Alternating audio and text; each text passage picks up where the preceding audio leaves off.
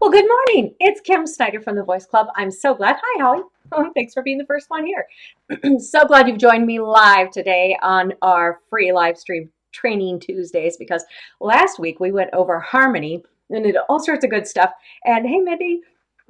And we had a big windstorm come through and knock our power off like the second I was done live streaming, and it like totally disappeared the entire recording. So if you were here last week for the live stream, you're the only ones who saw it because the recording is gone. So just saying. Today is a very special day for many, many reasons. Number one, I'm going to tell you something no one has ever shared with you ever before. And it's also something that's taken me 11 years to talk about. So without needing additional therapy, and I'm out of money for additional therapy. Today, we are going to cover the topic of vocal damage. I'm going to talk about the main causes and go way beyond the typical stuff you usually hear, because I've had a whole lot more experience with vocal damage than the average singer.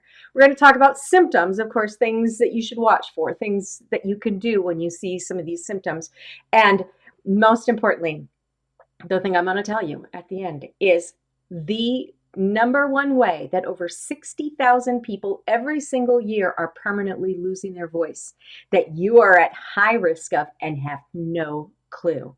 It's really important that you know. So that's going to be at the end of today.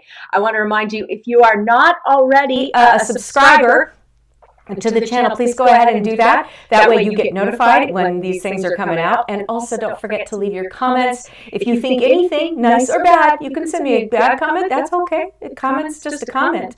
That would be great. So your comments are always appreciated, and your subscriptions are just a way that I can kind of keep tabs and let you know what we're doing next and when and such whatnot. Okay, so a special day because it is my birthday today. So I thought that this would be a good day to talk about vocal damage, share my birthday gift with you. This is called a burnout mug. It keeps your coffee or hot beverage. It takes it from that really super hot level. It is not hashtag, not a sponsored product. Takes your burn level down so it's drinkable, goes down in 60 seconds to a drinkable level and keeps it there for up to 6 hours. I have never finished an entire cup of coffee or tea before I got this. And I got it a little early. Hey, Brittany, thank you. So burnout, just saying, if you like hot drinks, it's the first time I've been able to finish hot drinks. So that's my birthday gift for today. That also means that today I am 6 weeks away from my death anniversary, which not all people have because I'm special. That is the anniversary of the day I almost died the first time from one of the conditions that has to do with vocal damage. So I've had a lot of private experience with this. Actually, before I went through what I did with my own voice, I was coaching and working with vocal repair for people that were between surgeries or getting ready to go to surgery. I had one student that was getting ready to do an album release party, but had surgery coming up in 3 weeks and is technically not allowed to sing, but had to do the album release party. And guess what? All of the notes that were missing in her range happened to be pretty much the middle of the chorus of every single song she wrote on the album. So I got to do things like that, help people to recover their voice and do it in a safe way to be able to do big things like that. So I was really familiar with the voice and voice damage and all of this stuff before what was done to me. What I learned through that process has literally changed my life and really should change yours and the way that you think about your voice, because it is a dramatically different thing to not have a voice. Let me tell you, it's way worse than you can imagine. Okay, now when we think of vocal damage, singers, speakers get damaged. People that are, now we have so many people doing YouTube videos, but really if you're doing live audience speaking, that's the worst because it's like live performing. We tend to put a lot more adrenaline into it and a lot more everything into it. Therefore, the chances of us doing something incorrect and damaging our voice is more present, but singers more than speakers will get vocal damage. The reason is, like I've said in other live streams, the reason is because over 95% of all teaching of all styles out there is adding tips to get you to the goal that they're heading you towards that are not needed by your voice, therefore interrupt your whole anatomy process and therefore cause a physical problem. That problem, depending on how you do it, what the problem is, how often you do it, to what extreme you do it, will eventually cause damage. And we talked a little bit last week. I'm sorry that you missed it and it got delete it. But in harmony, we talked about a little about, and I think the week before we talked a little bit too about individually your individual vocal cords, how much play that plays into when you get vocal damage for the same bad things another singer may do. So the most important thing that you need to know about vocal damage is that all of the flags, the big red flags that you need, are already in your body. You just need to know to listen to them. And now, after I tell you what I'm going to tell you today, you're going to get a little freaked out because you're going to be singing and you're going to feel some of this stuff. So don't worry. I've got some don't panic tips about how to take the information that you get from the symptoms that your body's already throwing out, probably, and how to decipher those into more meaningful information. The biggest, hugest disappointment, outside of almost being killed 3 times and having my voice completely ruined by doctors twice, outside of those, which are pretty biggies, the most disappointing thing that I have encountered is the lack of actual functional, knowledgeable help that is available for the singing voice in the medical community. There is a special class of vocal surgeons that work with singers, but I found that even they were extremely limited in what they had even studied about the difference in the singing voice versus the speaking voice until you get to like the guy who teaches at Harvard. I mean, you had to get to that guy, and I'm one of just a handful of people have gotten to that guy. So that's disappointing for everybody else. So it's very, very important that you understand the things about what can cause vocal damage, what to look out for that you don't get to that point, and how to not waste your money on stuff that isn't going to help you. So freaking frustrating. Okay, I would love to hear in the comment section, thumbs up if you're happy about this topic, thumbs down if you're really mad I didn't cover something else. In that case, just put in there what you wanted me to cover, and we'll do it in another one. If you've had any kind of voice pain, strain, worried about damage, or you've had damage before, put that in your comments so that I can bounce off of that and any questions that you have along the way too. Now, we most likely hear about people going on tour and they got vocal damage or they had to have vocal surgery, so they've canceled the tour. This happens a lot. The most vocal damage we tend to hear about are vocal nodules, vocal nodes. And if you've watched any of my videos, you know I could care less about terms because everybody defines them differently. And in even the very, very few terms that are medical terms, people still define differently in ways that don't agree with each other. So it's kind of useless for us to memorize terms. So I try to keep things as non-term based as possible and as simple white chick as possible. Nodules and nodes are basically bumps on your vocal cords. And we've talked before, and it's really important to watch episode number 1 on your singing voice and number 2 on pitch to understand a little bit more about what I'm talking about. But as your vocal cords close, they're bumps that develop on the surface. They're basically the tissues saying, stop abusing me. Ah, that hurts. And so they're trying to protect themselves and they create a bump. Now, the only difference between a nodule and a node is what's inside. Some of them are hard and some of them are soft, and it really doesn't matter because you're never going to get this on a test. You don't need to know unless you go to pedagogy parties, and they're not fun. They're really boring. Everybody ends up trying to look smart, and everybody walks away feeling stupid. You don't want to go to a pedagogy party. Stupid. So don't learn the words. All right. Mindy says she used to get hoarse by the end of rehearsal in a set. Yeah, hang on to that one because that's on our list of flags, warning flags. Okay, so nodules and nodes you've heard about before. Have you ever heard about bleeding blood vessels? Dang it, now I can't remember which live stream we talked about Steven Tyler's from Aerosmith and his bleeding blood vessels. They actually were trying to show off in this documentary about his high notes, and they were scoping his throat. And the word for the scope, those of you who are here last time, I could say it all week long and now I can't say it again. Anyway, it's the starts with a stroboscopy, whatever. Steven Tyler, while he has a lot of anatomy to take advantage of, so he can do a lot of things more easily than other people can, without understanding what you're doing right, it always leads to a great singer eventually going wrong because they tend to overuse what is easy for them to use and are not aware of what works in their voice and what can lead them wrong. So anybody with the most perfect voice in the world is just as at high risk of damaging their voice and permanently ending it as you are. So it's something you need to know. I would say the only singer that I've ever been impressed with when it comes to vocal care is Celine Dion.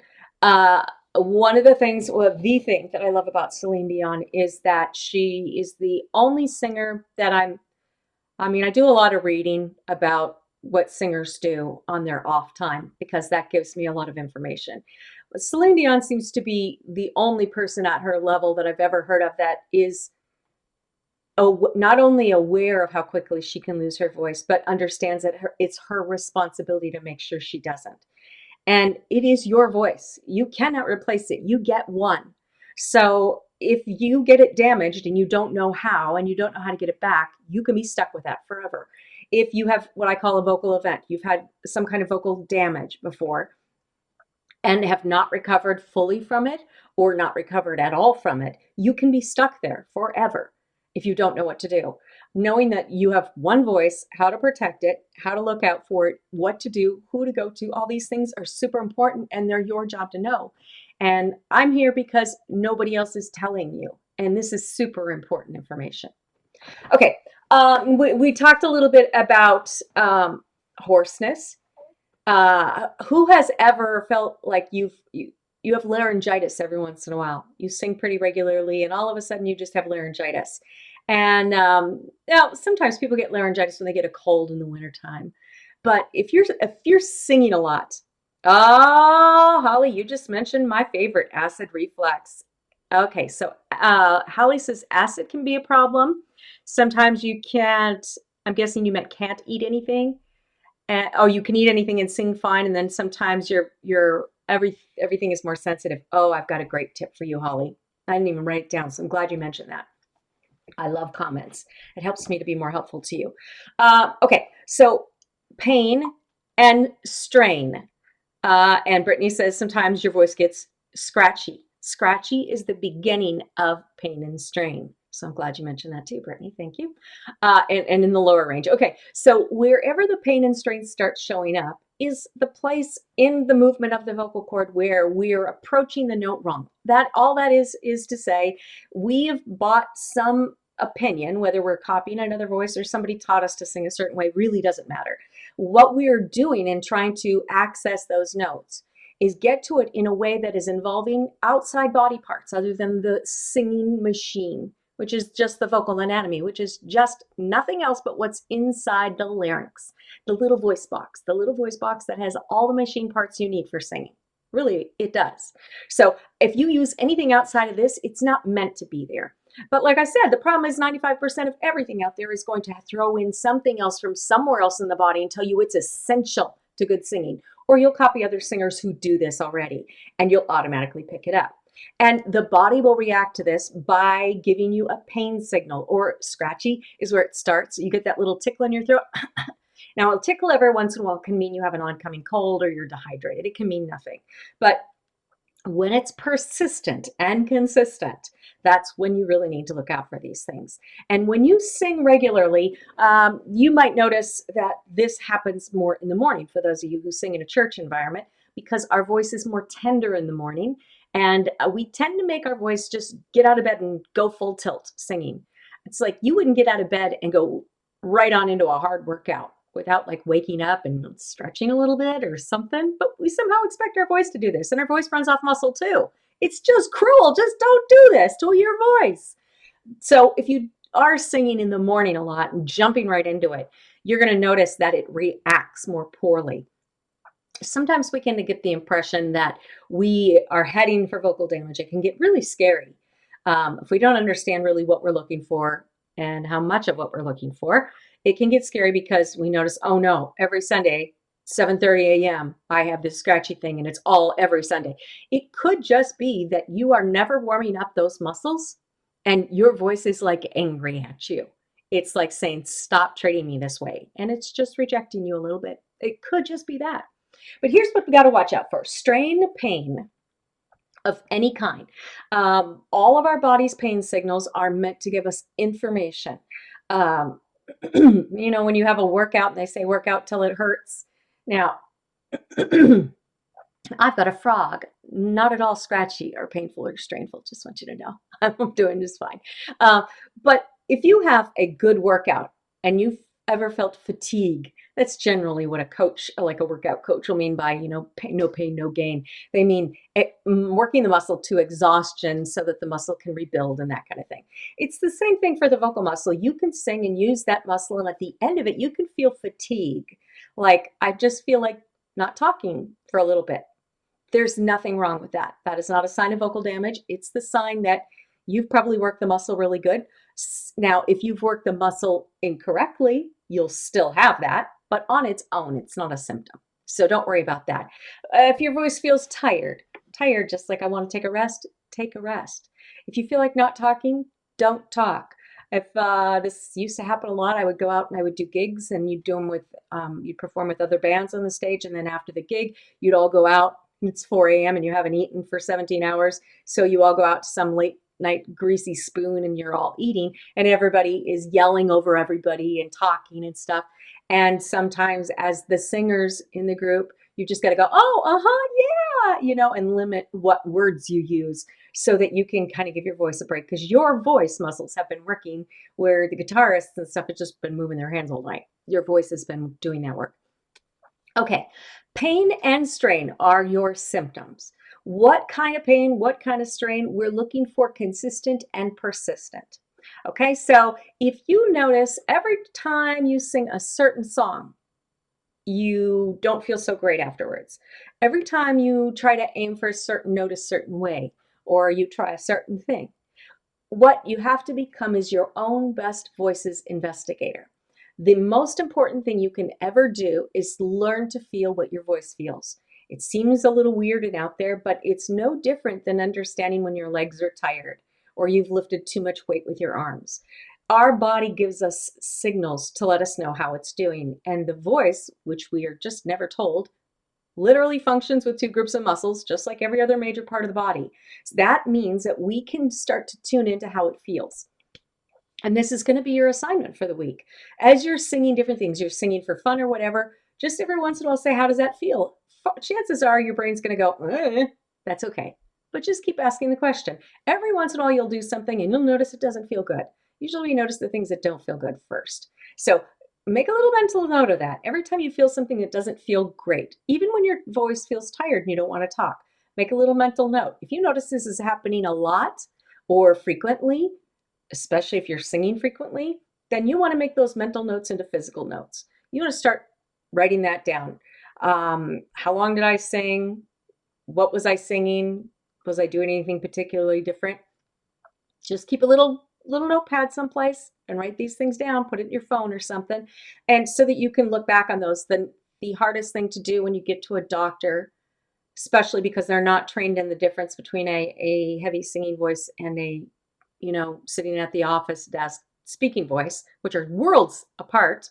It's like between walking the park or, trying out for the Olympics. When it comes to muscle activity, they're totally different activities, but doctors aren't taught to even consider those differences. But if you don't have really, really very, very, very clear examples of what's going on, what caused the difference, that doctor has 0% chance of helping you, just because they're not taught to look for that information. They're not taught that you singing 7 times a week for an hour at a time is any different than somebody sitting in a desk. Seems like a no-brainer to me, but they just aren't taught to think that way.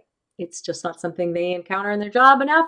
That's why you have to go to the super high specialist. Okay, have any of you ever felt any strain or pain like I'm talking about?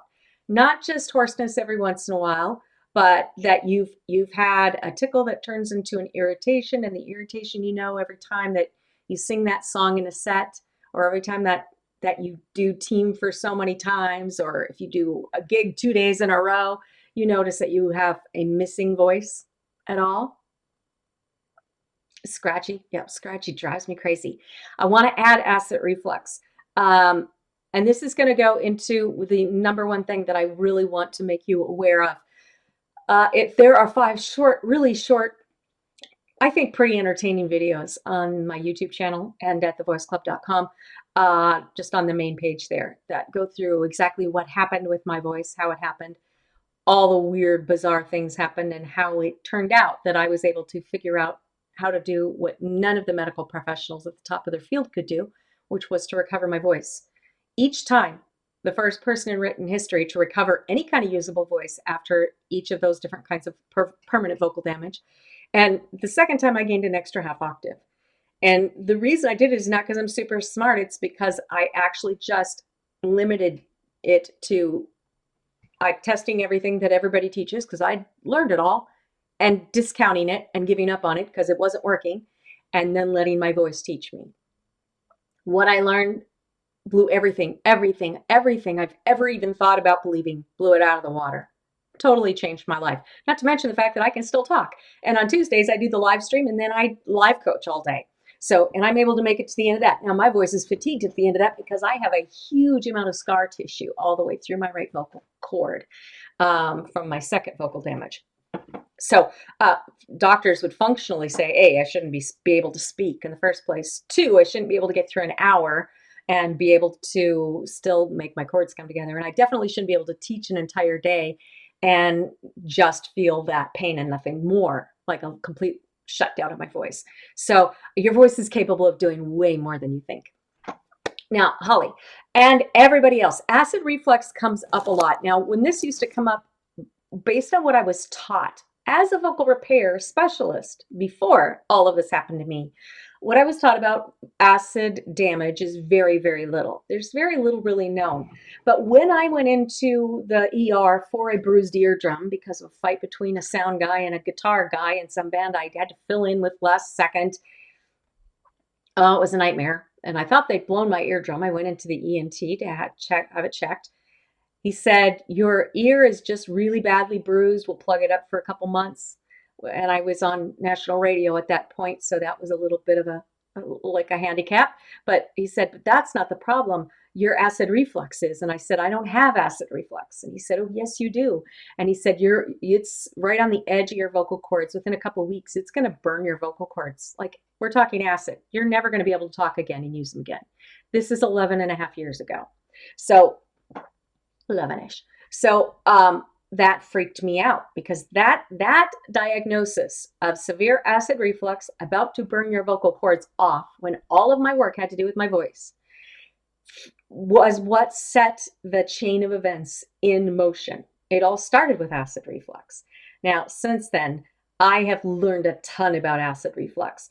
I have it's called LPR, laryngeal something reflux. I used to be able to say that long word too, but I just give up on terms. I just don't care. I got better things to remember. I have 4 grandchildren. That's a lot of names. Just say it. Okay, so acid reflux. Let me tell you really quickly what I've learned since then, because this is going to help all of you with acid reflux. Whether you have, my acid comes not from the top of my stomach. My acid comes from the bottom, the bile, the stuff that disintegrates steak like Coca-Cola. Mine shoots up from there all the way up. It's extremely damaging, and I do have a lot of blistering in my esophagus. I'm at a high risk for esophageal cancer because of that. I have to get my little blisters tested every couple of years. Although I tend to stay away from the doctor because it's pretty much all I do now is go to the doctor. I don't go for extra appointments. I see them enough. They have enough homes that I've paid for. I don't have a home. They do. I figure they don't need another one. Anyway, the reflux that I have is physically damaging all the way up my esophagus. Most people do not have that. It's probably less than, I think they say 12% at most of people that have severe acid reflux actually have the kind I have. Yay, I'm special. You probably have normal acid reflux. And what you tell me, Holly, too, that some things don't bother it and some things do, is really typical of a typical acid reflux. Spicy foods, salty foods, and believe it or not, there's a ton of sodium in a lot of drinks, even healthy drinks. Drinks with electrolytes sometimes will have a lot of sodium in them. Sometimes sodium can cause that acid to be active too, and it just kind of bubbles up, and it will cause your voice to sound and or feel scratchy. I don't know if you've ever experienced that, Holly, but I have found that, and I have literally been on every drug. I have not only been on every drug that is commercially and medically available in the United States, I have actually been put on some drugs that were not approved by the USDA to be legal in the United States by my American doctors who told me where to get it overseas because they were out of ideas. So I've actually had people in other countries ship me medication to try to get my acid reflux down. I have tried everything that everyone in every country that has any kind of statistic behind it has tried. And here's what I found has worked best. Now, originally, they did a surgery in my stomach that was supposed to fix all of this. They did it wrong. I got septic. Nobody knew. They threw me in the corner for the weekend, and that's how I almost died of sepsis and had a bunch of organ damage, and my whole world went upside down. And I came out of that with severe vocal dysphonia because of all the damage to my organs. So my first vocal damage was because of all the damage done to my body by a really crappy surgery, which no, I did not get some big settlement, and I don't sit in a big cushy house. We lost everything. And I'm going to tell you why at the end. And it's not just a sap story for me. It's super important for you to understand what I found out about the medical system and 60,000 voices that are ended every year and never see a penny for it, like me. So really important. Okay, so back to acid reflux. Out of all the things, most surgery I had comes undone after a few years. Mine eventually came undone, and it came, my really bad acid reflux came back with a vengeance. And then you're at risk for losing your voice to where we were at square one. What I found works the absolute best, and this is what I've changed to, and I do permanently. I only drink water that is a pH of 9 or above, commercially available at grocery stores, Walmarts. You just look for a high pH water. Usually it'll say pH 9 or 9.5. Higher pH is better. Acid reflux just means that your body tends to make more acid and it has more acid available. Certain foods will make it more irritable, but you can drink water that has a higher pH, which actually contradicts that naturally high acidic value. If you're a gardener at all, or if you understand anything about soil, soil has a natural pH. Some places you can, like, we can grow hydrangeas here in Seattle and they're blue because of the high acidity of the soil. But if I grew them when I lived in Kansas City, they were pink because there was a high pH. So soil can affect different things in plants based on pH. And in our body, it affects our voice differently. It affects really our hydration and a bunch of other things too. So if you find that you are suspect to, or you tend to have acid reflux, and by the way, I never knew I had acid reflux. I was 39 when on my death anniversary, my initial one. So I'm very young, and I had it very, very severely. Had no clue I had really bad LPR. But most people, by the time they get to 50, they'll have acid reflux and be aware of it. So if you don't have it right now, this is super good information for you. High pH water, which I drink all the time. I don't ever drink anything that isn't a high pH water. I have a bottle of it in my car if I go anywhere. And lemon.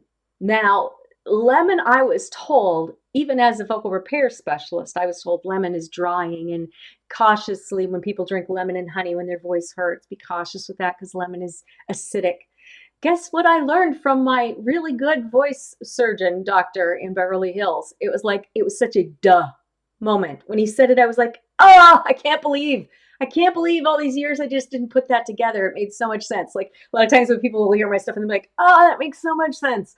I know. That's where I was like, I can't believe this is so simple. And we're all making this so complex and stupid and ruining things. Okay, here's what it is.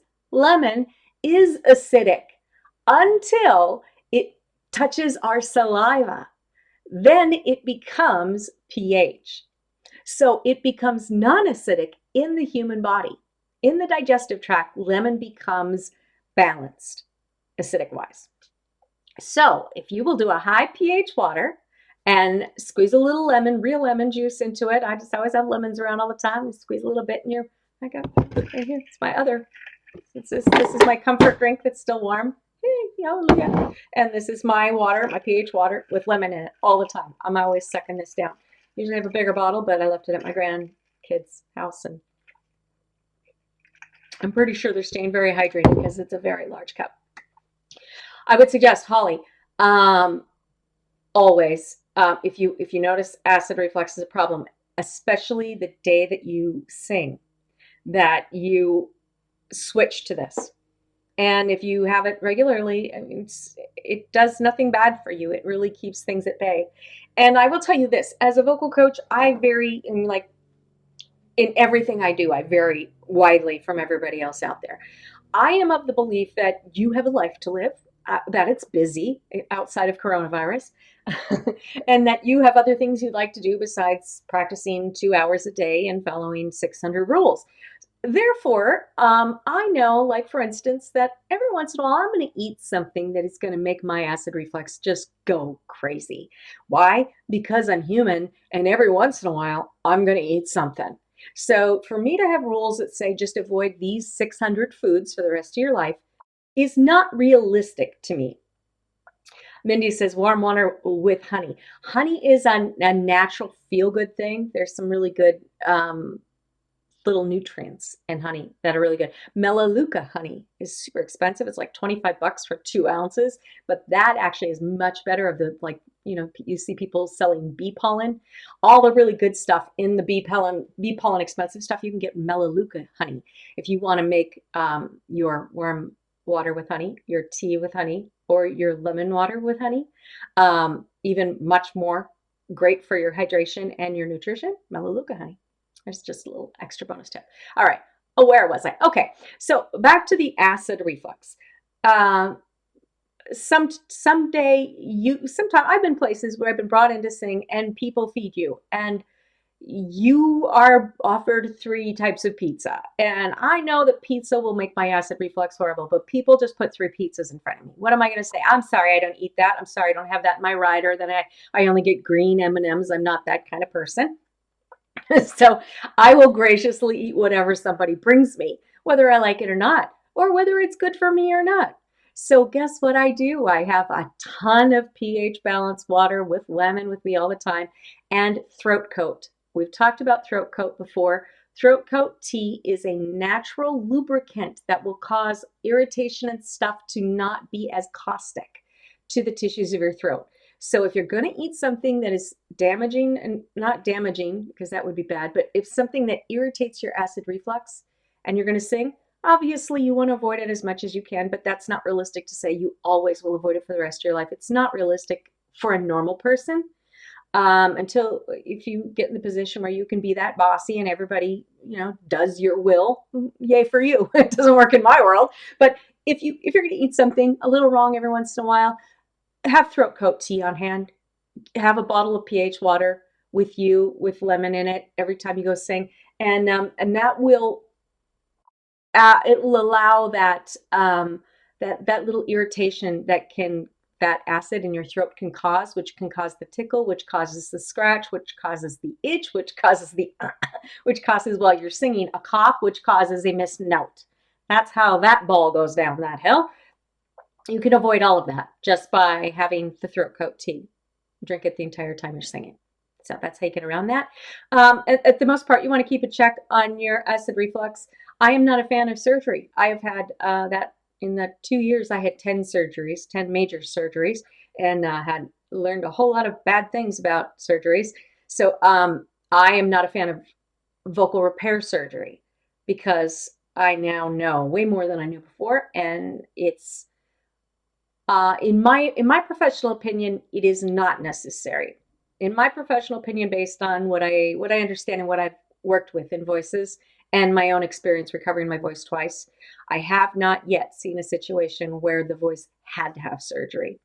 It's just that we do it because that's what they tell us to do. And why is that what they tell us to do? Because that's what they were told to tell you to do, because they have medical bills to pay.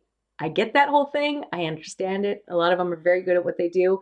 But if there's a way you cannot have somebody interrupt a natural process in your body that will affect you forever, I'm just saying, I want you to know it exists. You don't have to have surgery, even if you have vocal damage. All right, I want to go through, keep asking these questions too, guys, because I want to make sure if there's anything else you have. And if you're not watching this live, hopefully this recording makes it. We don't have a power outage today. Always leave your comments because I will always make sure you get the information you need either on a future live stream or I'll send a message out to you. Okay. Nodules and nodes develop in a very specific place. Almost always it's in that place you hate to sing. And I'm not going to go into a whole lot of detail about it. You've heard words before thrown around. Again, you know how I feel about terms, but the bridge, vocal bridges, or the middle, or the hard part. It doesn't. None of those things matter. None of those things except for one of them is a medical term, but I'm not going to tell you what it is because everybody has a different opinion about that. That doesn't even match the medical term. So it's useless to you. It's useless to me. We just won't bother. We got more important things to remember. Okay, but just remember it this way. The part that is hard to get to in the song, the part that you tend to want to skip over, the part that your voice either really has to strain to get to, or it strains and it flips over to the top. That was a horrible example. That was a horrible example of a horrible sound. I'm not going to try to get a better bad example because that'd be more horrible. See what I'm saying? This is my birthday gift to you. Thank you. You're welcome. Okay. But when we are forcing these muscles close the vocal cords are literally paper tissue thin, but they're slimy. Okay, they're literally paper tissue thin and they're slimy. They do nothing on their own. They're not superstars. They just happen to be attached, like the sealant in a door frame. But the doors are the vocal muscles, two groups of muscles, and they do all the work. So the vocal muscles will tell them to close and close in certain ways so that we can access different notes. And as we do that, if the outsides of the body, based on things we've picked up or things we've been told that are wrong, and chances are very, very great that you've got many. I had a million kabillion of them, and that's a large number. Okay, so when we try to approach those notes, we chances are trying different things quite often to try to get to those notes successfully, because maybe sometimes we get to them and then we go to that song same time, a couple months later, and all of a sudden that note doesn't come out. We're like, what the what? I could do that before. So now we're testing out how to get there again. If we pull up any of that wrong information in our brain about how to get to that note, which most of it is, then that muscle is doing what it's doing. It's trying to do what your brain is letting it do, but your brain is putting all these rules. Okay, vocal muscle, you can do this, but you have to do these 17 things first. Pat your head, rub your tummy, spin around 3 times, call out rough, rough, rough. I mean, literally, none of the rules make any sense that all these people tell us. They have nothing to do with the vocal machine. The vocal muscle has to do what the brain says. So all these other processes in the body start crowding in on the vocal muscle, and the vocal muscle cannot do what it needs to do to make that note happen. That's why it's inconsistent. That's why it hurts. That's why it shows up sometimes and not other times. And when we, for instance, my God bless her, Kelly Clarkson. Kelly Clarkson is my poster girl for vocal damage. Because it's very, very typical of what happens in professional singers. She was a professional singer before she went to American Idol. She was getting regular work. She would have been probably much better off if she had stayed and not gone to American Idol, which happens a lot. Maybe you don't, but I hear the stories afterwards of people are like, I wish I had never gone on the show, because you get forced into a box of what you can do. She waited to show off her whistle. Whistle is just another part of the top of the range that most people can't get to. We'll have to do a whole nother episode on whistle. I don't have time to get into it now. But she is so super, it's Mariah Carey, super high notes. It's just the same. You're probably more capable of getting to whistle than you think too. Most people don't understand what it is, how you get there. There's certain conditions that must apply. Now tell me if you're interested. Maybe we'll do it another time. If this is all helping, I need a thumbs up or a heart or whatever device you're at allows you to do. Let me know if this is helpful. And if I'm missing the mark, let me know that too, because that's more helpful to me even. Okay, so when we get to the wrong note the wrong way and the muscle is trying to do its thing and zipping up the vocal cords, but it's being pushed in by other parts of our body, it causes undue stress on those vocal cords, those tiny little thin vocal cords. And they go, ouch, ouch, and they like ball up and they're like, leave me alone, stop slamming me together, please, please. And they literally create a ball. It could be like a soft blister or it could turn like a hard callus inside. Now, generally, they start out as blisters, and you keep doing the wrong thing long enough and hard enough, it turns into a callus. Once it turns into a callus, that's usually when they want to do surgery for sure, because they're like, oh, we're gonna cut that thing off, and then it'll be gone. Does that sound great? No, because tissue paper. Think of how thin tissue paper is. Now, if the thickness of tissue paper also included 3 layers of slime, and the tissue had to be thin enough to have 3 layers of slime and still be the thickness of tissue paper. Even when you introduce a tiny little laser to try to cut that little nodule off, which is just a callus, a hard little deposit, trying to protect your little vocal cord from being smashed together, they take it off. It takes part of your vocal cord off forever. It removes part of your very delicate little vocal cord. It will never be the same again, ever. If you have bleeding blood vessels, this is also from slamming the anatomy together in the wrong way. The little blood vessels start to pop, capillaries pop all over the place. They're like, oh, don't worry about it. We'll take a laser in there. We'll just, like those spider veins in your legs, we just zap them out. And you're like, well, that sounds good. Let's do that. No, we don't even see the anatomy in our throat. And the very little that we're actually able to see with what limited tech, and it is really limited technology. You know, when you see those National Geographic frogs jumping up in the air and it's so slow, you're like, man, we can see anything these days. We still have not developed the technology that can slow down slow enough to see our vocal cords mid-flutter. We can't even catch them. They move so fast. I think it's like 160 flutters per second.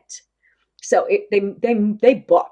They really book fast. So these tiny little things moving that fast, anytime you go in there with a laser, you're taking they'll say, oh, it's just a teeny tiny bit. Yes, of course, you know, it's laser, leaves a scar, always, but it's a teeny tiny bit.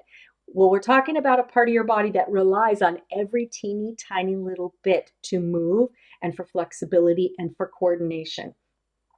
Surgery is the biggest nightmare for your voice. Just don't do it. Okay, how do we know some symptoms? And then I'm going to get into the number one thing that nobody's telling you that's killing 60,000 voices a year. And I didn't know it until they had taken my voice away the second time because I didn't have the information either. And I think that's just inexcusable. Okay, symptoms: hoarseness, laryngitis, pain, strain. Not on and of themselves. If it happens every once in a while, you need to start making mental notes. Whenever you feel anything in your voice, whenever it feels easy, usually we don't notice this because we don't look for the good things in our voice, right? But when it feels easy or it's fun to sing, start paying attention to that. Just become more aware of that. You need to become your own journalist for your voice. A real one, not a fake one. But when it hurts or it's uncomfortable, start making mental notes. Oh, okay, I sang for 3 hours and I'm a little tired now. I don't know, is it fatigue or is it pain? I can't tell.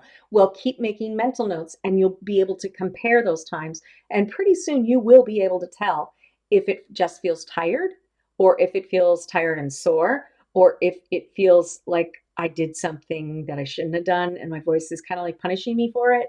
You'll get an idea. Your voice will set that out if you start paying attention to it. Now, once you start paying attention to when it feels easy, feels good, it's fun to sing, or when it feels your throat's getting dry a lot, or when acid's becoming a problem, those things that you're starting to watch, start looking for patterns in them. That's why the wisest thing you can do as a singer is to really learn to feel what's going on in your voice. What is the common thread between when I tend to have laryngitis every year? Is it just that it's the winter cold season? Or is it that I sing in the singing Christmas tree and I have the loud alto part and I love to scream my lungs out? Because usually if I'll dig a little bit deeper, there's something else that's in common besides just that it's cold and flu season when we look at laryngitis. Not always, but sometimes. Just saying, no one's going to know this but you. Nobody can access that information but you. Once you start noticing a pain, strain, or laryngitis, hoarseness, missing notes, once you start noticing that more than a couple times, you need to move to keeping some concrete notes. And just write down all the information you can think of. Anything that you think might have contributed to it. You'll remember what you remember. You'll write down whatever you can think of. But keep some notes on a device or a notebook someplace so that when this happens, and the more you sing, the more opportunity you have to fail, which is opportunity. Failure is just opportunity if you know what to do with it. Failure is wonderful. So I encourage you to get out there and sing. And especially if you're in a state that's not still locked down like mine is, you should be able to get out there and start singing now. You want to be singing as much as humanly possible in every venue you possibly can. One of these times you have to let me know if you're interested. I'm thinking about doing an episode of the live stream on how to find places to sing. There's just so many freaking ideas that you can get out there and sing, that you should be out there singing. And I think singers sing and you should be wanting to sing. And it gives you so many opportunities to learn what your voice can really do, what you want to improve on, what you're excelling at that you didn't even realize you were getting good at, what you love that you never got to try before. There's so much fun to be had. So you should be singing. Let me know if you're interested in me telling you really easy ways to find new ways to get out there and sing, because then I'd be happy to do one of those for you too. Okay, Keep notes on those pain signals that your voice gives you. Find things in common. Now, here's what you really want to look out for. If there are missing notes, okay, thank you. Thank you. Thank you for the encouragement. I will. Matter of fact, look, this is how I keep notes. This is my Post-it note. I like big things, and I cannot lie. So I'm going to make a little note. Place how to get out there and sing. I'm going to do that soon because holidays are coming up, and there's lots over holidays. Not as much probably this year, but still. And then next year, I'm thinking about maybe doing an episode. I'm thinking about dipping into software for recording at home and maybe running through some things. So if you're interested in that, let me know too, because I'm thinking about maybe doing that. Okay. And I'll pick something and go through the learning curve with you and just show you and give you some great ideas. I was a working audio producer for 20 some years, but when I get new software, I still have to start at the beginning too. But I know a lot of recording practices that make things much easier. So that might be helpful to you too. Okay.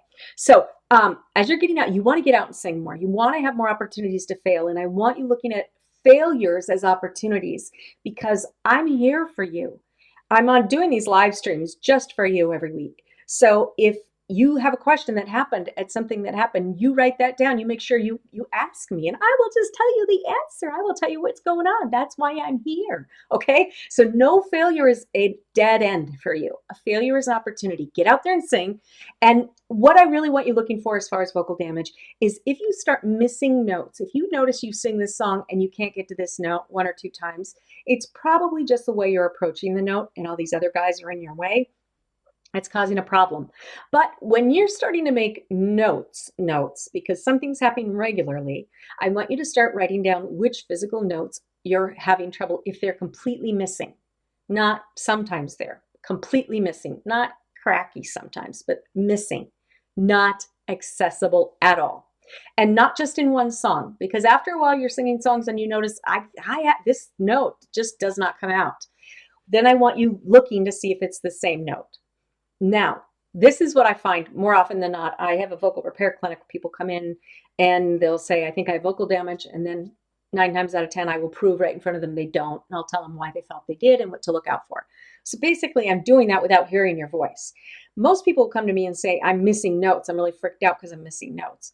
Well, what we're looking for is that note really gone, or is it just you can't get to that note in that song? Because that's an approach problem. That means you've got outside stuff in your way. You've got obstacles that are keeping you from getting to that note, but your voice can still do it.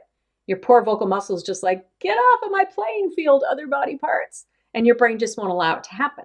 But if you truly do have a nodule or a node growing, it will get big enough at some point where your vocal cord cannot zip up over it. It has to go around it. And when that happens, the notes in that exact place will be inaccessible. So when you're missing a note, don't freak out. Doesn't mean it's gone. Doesn't mean you have vocal damage. Doesn't mean you have nodes. You have to go have surgery. If you're missing a note, start thinking, is it just in that song? Is it in every song? And keeping notes. So we're looking for the same problem that happens consistently. And when it comes to missing notes, the exact same area. Okay.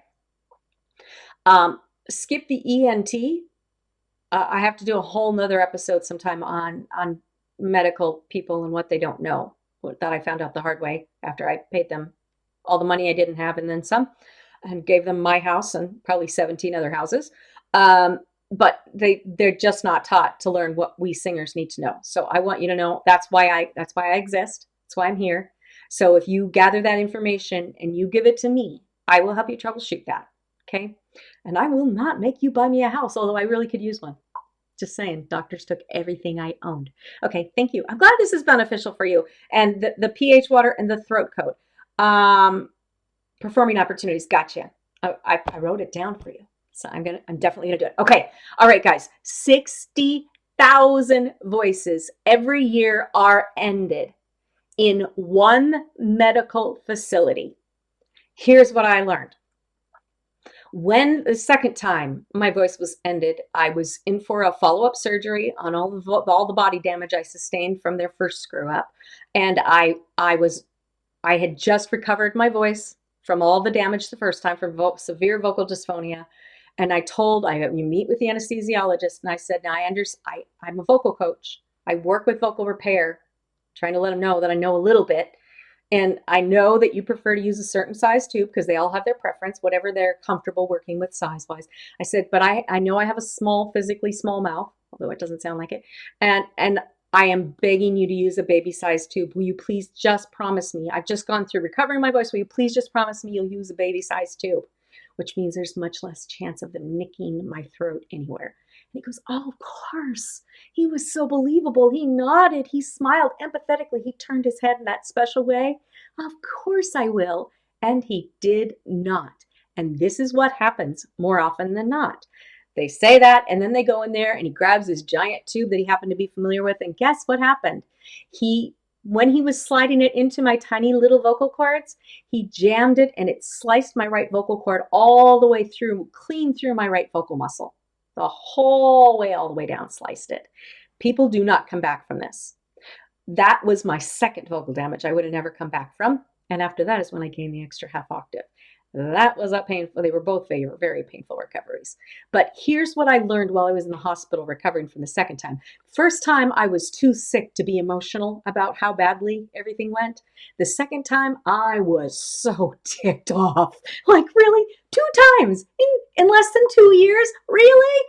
I'm reading all of these stats. I'm reading through medical journals. I get internet access, which they should honestly never allow in hospitals because you can start doing checks in medical journals. I started doing digging that time, and I found out that in this one medical system alone, a minimum, and this was 11 years ago, a minimum of 60,000 people a year were what they considered to be negligible as far as people going into an outpatient surgery and coming out with a permanently damaged voice from something like what I experienced. A misplaced intubation or tubes in your throat that nick something. Your throat's very delicate. All those things are very little in there. And people get in the habit of doing things the way they do things, and they end up just shoving stuff down your throat. It's just the way it happens. And let me tell you this, the one thing I've never told anybody, honestly, because it's taken 11 years of therapy to be able to tell you the factual information without getting all, poor me. And that's just not helpful to you. Kaiser Medical System is now it's beyond the USA now. I want to get a website called Kaiser Kills and start putting all the stories I've heard, because Kaiser almost killed me several times, 3 times. I could tell you stories that would curl your toes and your toenails and their toenails on how I was treated within the Kaiser system that I never, ever would have thought were possible in the United States. To be possible, let alone legal, let alone non-suable. So not going there. Therapy, that's where I spent all my other money. Okay, here's the deal. When you go into a Kaiser system, this is really important because if you have an option for medical care, and Kaiser is getting into the business and has been getting into the business of more government health care. There are a lot of people in politics that want to bring Kaiser in under the umbrella of government health care. You need to be warned about Kaiser. My surgeon was a Kaiser surgeon. He was the board of surgery that the first time I was almost killed. But we had a resident from UC Davis, which is was actually my option for other insurance was UC Davis at the time. The resident was from UC Davis, but guess what? They don't do all their training at UC Davis. They send them to Kaiser to see if they're going to kill anyone. And it was the UC Davis resident who they promised me to my face would not do the operation because I asked specifically for that not to happen so I wouldn't get killed. And they promised me it wouldn't happen. Turns out it was the resident that operated on me that made a mistake and lasered through my stomach and then left me septic for the weekend because he didn't want to tell his boss about it and get flagged in his medical career. So I was on the edge of death because UC Davis, a great facility, sent their guys to be trained at Kaiser because Kaiser has a much higher number of fatalities and permanent damage that are negligible to them. Why are they negligible? Why can they get away with killing 60,000 plus voices every year and people having no recourse? Because they have a deal with every state that they go into. And the state agreement is that we will give a cheap health care in return, politicians, for you covering our backs and basically making it so the threshold so hard, not just to prove negligence. I proved gross medical negligence in two major cases. We had more evidence than we ever needed for a minimum of two cases. But they make it so that it is never profitable for an attorney to take a case against them, combined with that they protect them in those little, like, oh, sign here to get your surgery. Okay, well, what am I going to do? I'm dying. Yeah, I'm going to sign the paper. I need a surgery. Yeah, I know. I understand. You risk, there's risks. Sign off. You sign off your little document. In the Kaiser system, what you are signing to is that you basically have no rights. You're signing to the fact that all of those stats that they have, which has grown, I promise you, but at the time was 60,000 voices ended every single year in the Kaiser system, and it is much larger now. That is acceptable in their numbers. And if you become one of those acceptable numbers, you have no recourse. Did you know that? I didn't know that. Do you think somebody told me when I picked my insurance, I said, you're either going to love Kaiser or you're going to hate it. I was always healthy. My kids were healthy. It was super cheap.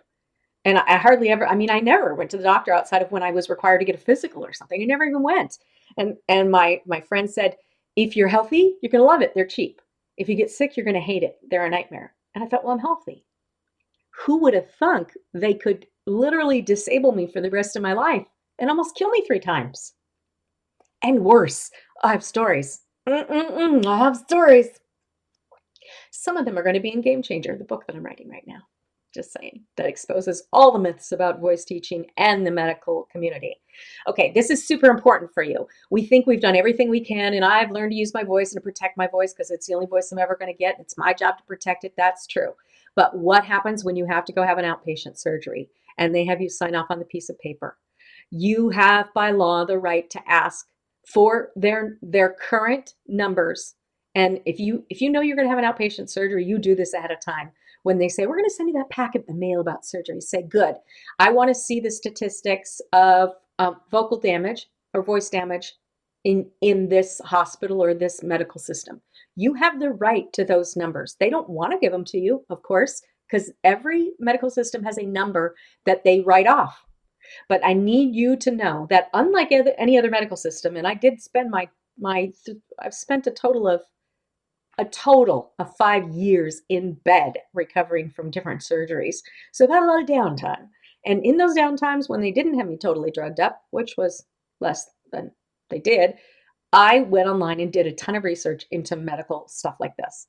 And I haven't found this to be true in any other medical system, but boy, do I do my homework now. Everybody's going to say, oh yeah, well, there's just a small chance.